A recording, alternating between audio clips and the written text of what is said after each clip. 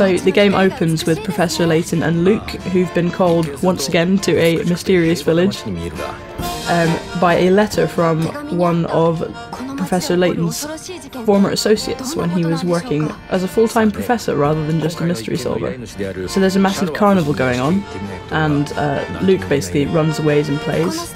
At first the visual style's very familiar from the other Professor Laytons, but then when you turn the slider up, it transforms into a kind of anime collage where Layton and the other characters are at the front of the screen, but the environment's just stretched straight back into the distance. It's kind of like a layered cardboard effect.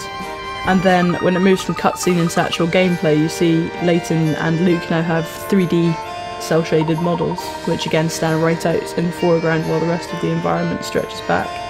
So when Luke and Layton are talking, the dialogue again is at the forefront of the screen. So there's a chap here who's tangled up in about 50 balloons. Ooh, when we tap in we get a puzzle. So we have to disentangle this chap from his balloons by switching these panels. The 3D effect is mostly cosmetic at this stage. We don't know yet whether there'll be puzzles later on in which the 3D plays an integral part. この謎、私が解いてみせるよ。これが謎解きの醍醐味だよ。 As the case with a lot of the launch titles though, there's only a few, Pilot Wings, Ridge Racer, where the 3D really is an integral improvement on the actual gameplay. Most of the time it's something cosmetic. It does look very nice though. So we've collected that solution in our solutions book.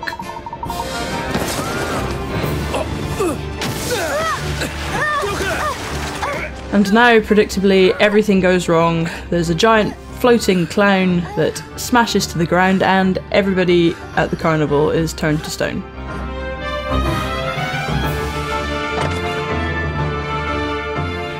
The movies still have that charming Miyazaki traditional Japanese animation look.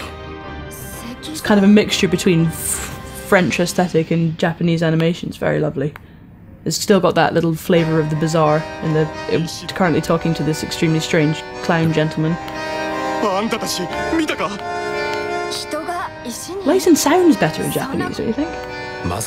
Luke's still annoying, but not quite as really cockney irritating as he is in the English. And now we are introduced to the titular Mask of Miracles being worn by this unsavoury gentleman.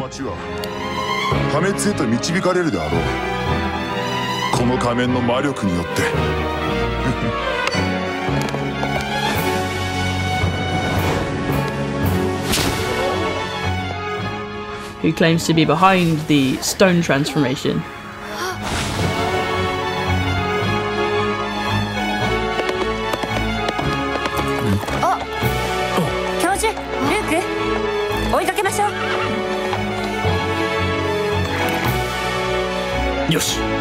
So Layton and Luke get on horses and chase him away into the distance.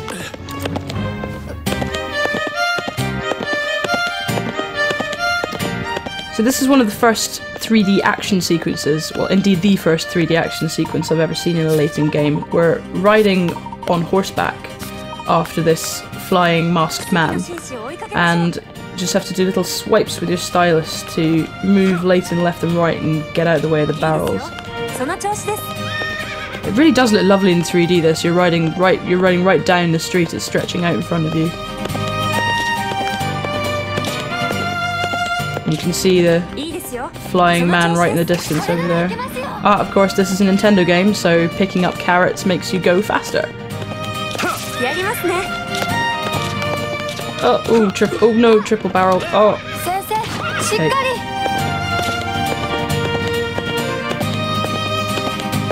You do have to keep the 3DS pretty much right in front of your face. When I move my head, it takes my eyes a few seconds. Ooh, just maybe half a second to readjust. It's a lovely, beautifully designed town, this really traditional, it looks European in style, very traditional stonework, lots of bright colour as well. We've got all these little tables outside as if it's a Parisian cafe.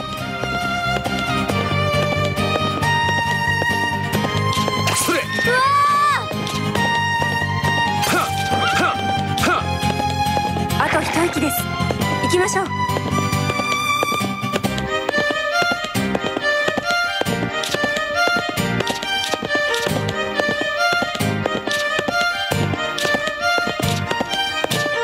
これならいけますよ。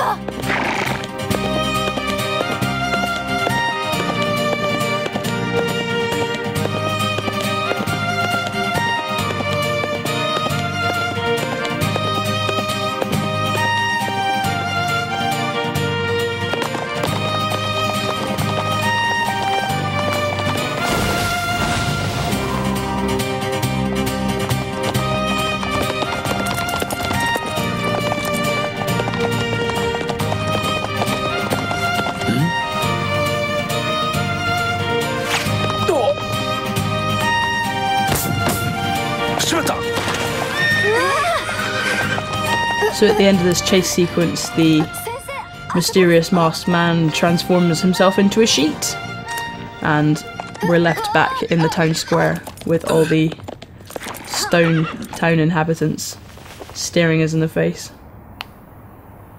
So that is the first 10 minutes of Professor Layton and the Mask of Miracles.